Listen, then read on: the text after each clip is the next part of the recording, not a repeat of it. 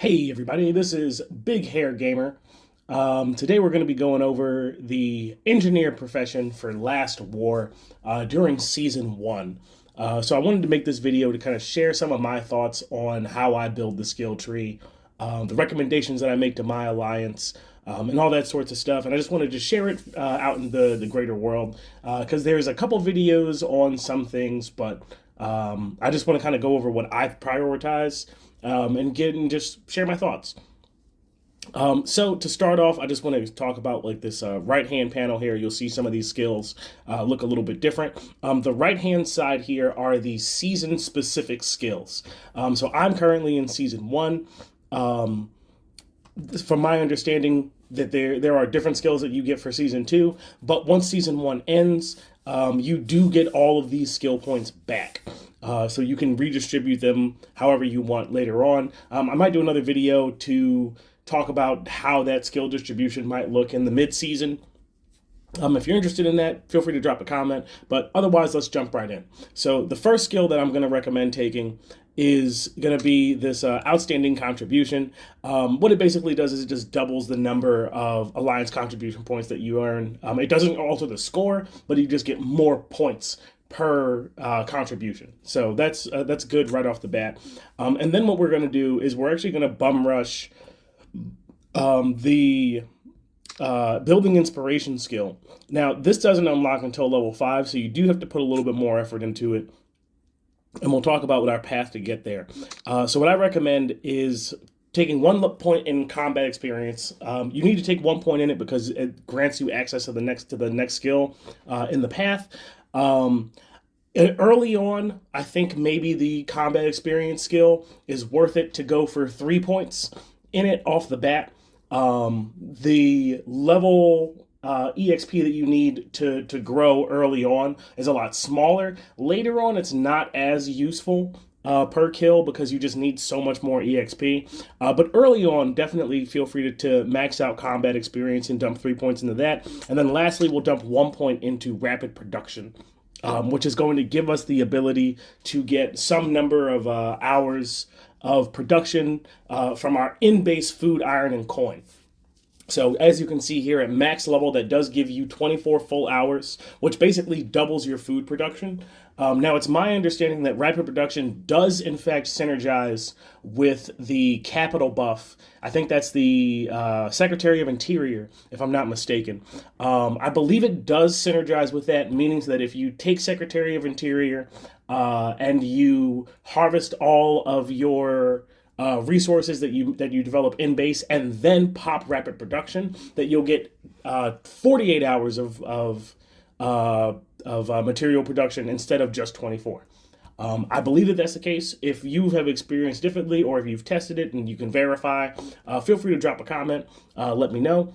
But moving on, so once we have 5 points in here, once we hit level 5, the first thing we're going to want to do is max out building inspiration 1. So what this will do is early on, if you're just starting the season, you're going to be upgrading your buildings very rapidly, multiple times a day over the first couple of days.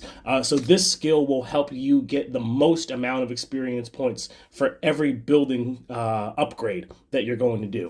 And that's going to be really important. The next one, now you can take this first, or you can go for building inspiration 1 first. It's only 1 point, but extra meal is also huge as it grants you an additional 50% free stamina for each of your stamina freebies that you get every day, which is just 2, but that does effectively double the amount of stamina that you get for free every day, which is really huge. Then what I recommend is going back and dropping a few more points into rapid production to kind of boost that up a little bit until we get up to level 10. We do have Siege Mastery here, and you'll notice that I have a point in it. This was mostly just me messing around with it.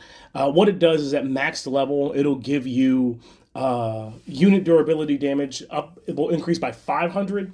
I don't think that makes a huge difference. Maybe if like a lot of people on your team go for Siege Mastery and you're all hitting, cities and so forth, maybe there's a big difference, but I don't really see it. If I'm attacking like enemy bases, I'm usually hitting them multiple times, either to get resources or because it's War Day for the VS challenge, something like that. But I don't really see a lot of mobility out of this ability. If you feel different, feel free to let me know. So once we get up to level 10, then the big one we're going to want to take is Infection Spread. So this is going to be really important as we're going forward later into the season. It won't be immediately valuable like right off the bat, depending on how tumultuous your server is. If you guys have kind of established a point of unity to some degree, then you might not be, fighting people on your server on the regular. But once you start jumping on to other servers, this skill specifically is going to help you spread infection to other players more easily. And we'll talk more about that in a little bit. The other two skills, so this is where the first big skip comes in for me, where I don't really value these two skills. They're called Build for Free and Research for Free. And what they both do is at max level, they grant you 4 hours of free develop time, which isn't bad. However, I think that the skills in the next tier are much more valuable. So what I recommend doing instead is pumping a couple more points into rapid production, filling out some of the bottom skills as needed, and you might need to drop a point in the research for free, as I believe that that's what I had to do to get me up to the level 15 threshold. So once we get to level 15, this is the big tier for me. These are two of my favorite skills that we have here. These are Build Now and Research Now. And so what they're going to do is basically grant you immediate time reduction for researching or building, especially if you have all of the builders and research centers available. So what Research Now does is going to give 20 hours of research to each research facility that you have, and Build Now gives 10 hours of development to each build that you have going on. So in total, they both give you 40 hours of immediate build time, but they're sprinkled across however many things that you have. And by this point, if you haven't spent any money on the game, I do highly recommend maxing out your builders, maxing out the research centers, and just having those extra construction capabilities is going to be super useful, even more so with both of these skills.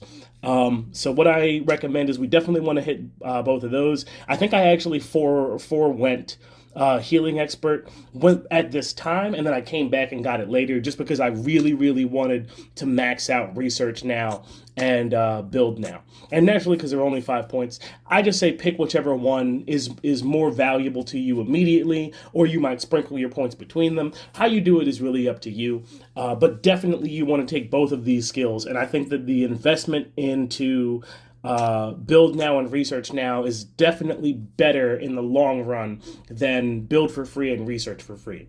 Both of these skills, Research for Free, Build for Free, only take effect when you start the build. So you only get a free 4 hours off of all of your builds when you start, as opposed to your research and your build. Anything that you have, by this point in the game, you've probably got long, several week-long or week-plus long builds that you have to go through. So every 2 days, you can get 10 hours off that build or 20 hours off that research. And I think that's a lot more valuable in the long run.